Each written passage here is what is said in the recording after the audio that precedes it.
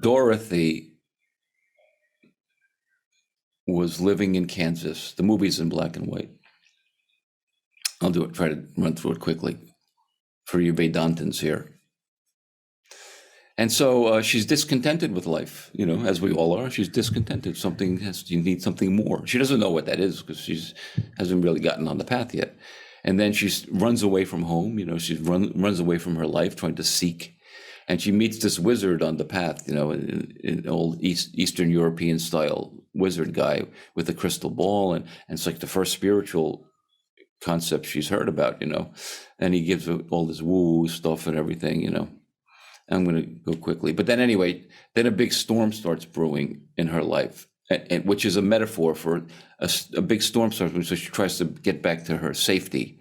And the big storm represents, as for me, like taking those too many drugs or whatever it is in one's life that brings one to the spiritual path. Often it's some kind of suffering or some kind of storm. Often, not always.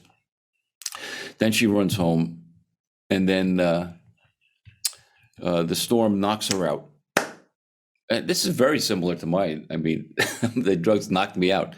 And then she wakes up and the house is taken and she wakes up and then the world is in full color, all of a sudden. This is in the movie. And so that was my story. I woke up that afternoon after taking those drugs. And then I was a spiritual seeker. So now the world of spiritual seeking has appeared for her. All these elves and gnomes and people singing in colors, and then the Glenda the Good Witch comes and she says, "What do you want?" And everybody's very happy. Dorothy, you killed the Wicked Witch of the East, the West, or whatever it is, the Wicked Witch of the West, and because the house landed on her. I don't know if everyone knows the story. The house landed on her. And so they're very happy with her, like we can, whatever we can do. And Glenda says, "What can I do for you?" And Dorothy says, "I want to go home." Well, isn't that what seeking is? I want to go home. And so then Glenda says, "Well, just follow the yellow brick road." Oh, spiritual path, perhaps. Just follow the yellow brick road. And at the end, you'll meet the great wizard, the guru, Osho, Muji. And he can help you go home, So she follows the yellow brick road. And then what does she meet along the way? The first person she meets is the scarecrow, and she asks him, "What do you want?" He says, "I want a brain. I want wisdom. I want knowledge." Could he be a jnani, possibly? Could he be on representing the path of jnana? Perhaps. So then they join together. Then they go in and then they meet the Tin Man. And what does he want? He wants a heart. Can he represent bhakti, perhaps? Oh. And this is all Vedanta. The guy who wrote it was a theosophist. He knew Vedanta.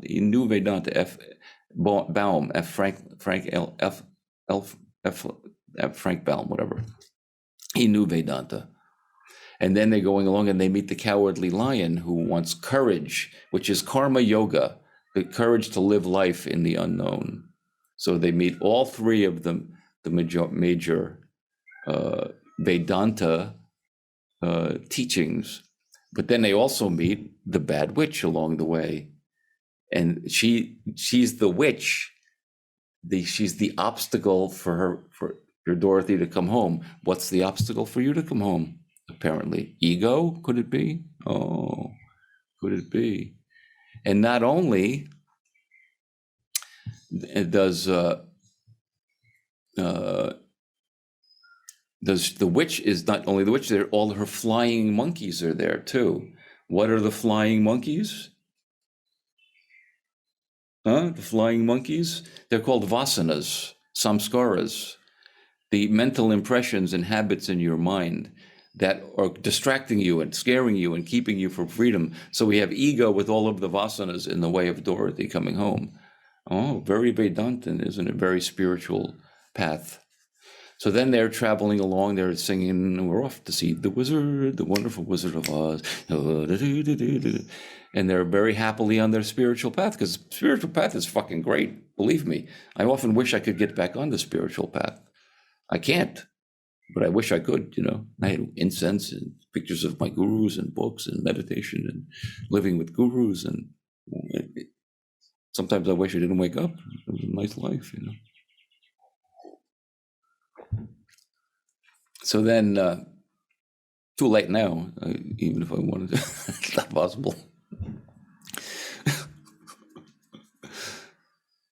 So then they get to the field of poppies, and before the field of poppies, they see Emerald City on the other side. That's where Osho lives. He's right in there. We're going to get to him. So they start walking through the field of poppies. Well, what is poppies? It's bliss. It's spiritual experiences, isn't it? And boy, our spiritual experiences are going to keep you on the path forever. They'll fool you every time. I got some bliss getting enlightened. I had the same experience. And so they start inhaling the poppies, and then they fall asleep, they fall asleep. They fall asleep in the spiritual experiences. Do the spiritual experiences wake them up? No, they never wake them up. Spiritual experiences are bondage with velvet ropes. That's my phrase, bondage with velvet ropes. So they're in bliss. Oh, I'm getting so enlightened. Sound asleep snoring. I'm waking up. But then the scarecrow, wisdom, jnana, the guy, he says, no. Or was it? Yeah, he says, no, we got to keep going. We got to keep going. We got to keep going. And so he rouses them all, and then they keep going, and they get to the Emerald City. And then they walk through the big hall, and they up to the smoke coming out. And what do you want here? My name is Osho. I'm Muji. What do you want here, you plebeian, pathetic, lowly, lowlifes? Can't you see I'm big and omnipotent? I'm bad. I'm going right to hell. I know it. It's okay, though.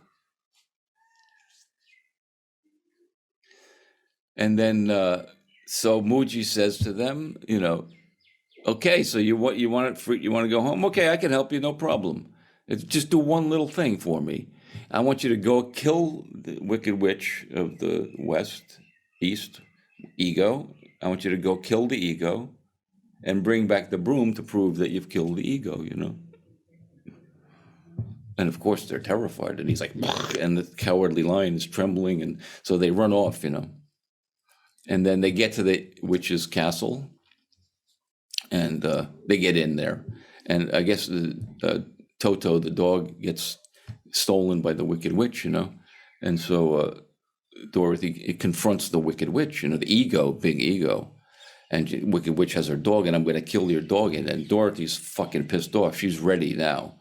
She ain't taking no for an answer anymore. You got my dog, and I'm not taking it. And so then just accidentally, something happens, and she spills some water on the witch, and the witch melts and dies into nothing. A little bit of water killed the witch. One moment of a holiday, that's all it took to kill the witch. How hard could it be? And Dorothy said, that wasn't difficult. It was easy. But they said it was going to be impossible to kill the ego. Oh, one little holiday, huh? One little, right now, holiday. Look, where's the ego? It's melted. So then they bring the broomstick back, and then of course he's the big guru back there. He's like, oh my God, they actually did it. What am I going to do now, And he's huffing and puffing, back there. And then Toto, which is Viveka, which is discrimination for you Vedantins, pulls the curtain back and exposes him as a little homunculus, this little guy, just a regular human being. Can you believe Muji's a regular human being? God forbid. Oh my God, I'm very sorry. I didn't mean to say that.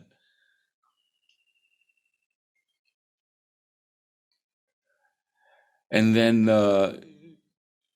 then he gives them all awards and hearts and everything. But then anyway, Dorothy's like, well, what about me? And he's like, I'm sorry, I can't help you.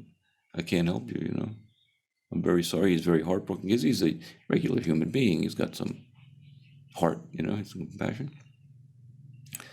And then Glinda the Good Witch comes and says, Dorothy, you've had it in you the whole time. Just click your heels together. But Dorothy says, well, why didn't you tell me that at the beginning of my path? And she says, you weren't ready to hear the message. You had to walk your path first. So that's, Michelle, what you've had to do. That's what we all have to do. We have to walk our path until we're ready to hear the message of freedom. And then, I want to go home. I want to go home. I want to go home. And then guess what? She wakes up back in her bed in Kansas, back in black and white, with all her friends and family around her. Completely ordinary life, but with a complete shift of vision, shift of knowing. Now she's free. Now she knows freedom in the midst of her regular, ordinary life. That's the work we do here. And it's also Vedanta.